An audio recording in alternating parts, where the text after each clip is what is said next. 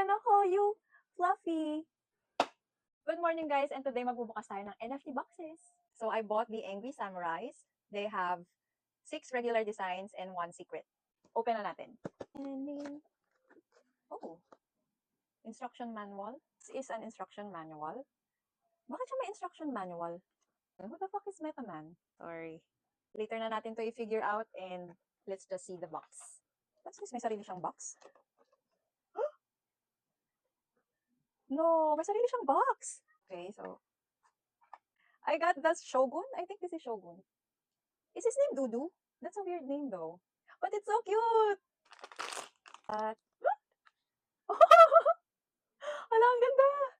Oh my gosh. Are you seeing this? Magiging ganyan yung itsura niya.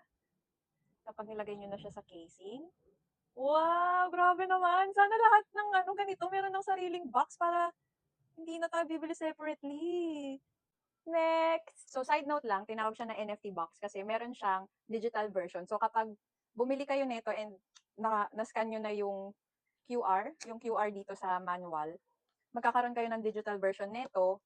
Plus, pwede mo siyang bilihan ng mga virtual environment things. You know yung concept ng Summer Wars?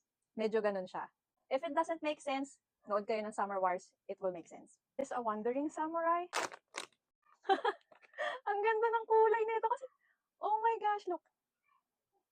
They are angry. Like, angry samurai rabbit. Tapos tingnan mo yung ponytail. Oh, Musashi! Alam niyo yung game na Musashi? Di ba yung character doon, parang maliit lang siya. Chibi mode siya, parang bata pa siya. And then like, parang ganun, ang taas ng ponytail niya, parang ganito, pero mahaba. Ang cute niyo. Maybe you are Musashi. Hindi ako matatakot sa kanya. Like, parang kung makasalubong ko siya sa daan. Galit na siya niyang lagay na yan. Ang cute.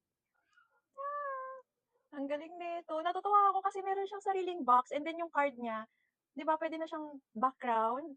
So ito yung first 2 pulls natin ng NFT boxes and grabe.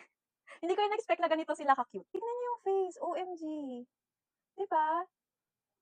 See you sa next video. Bye-bye.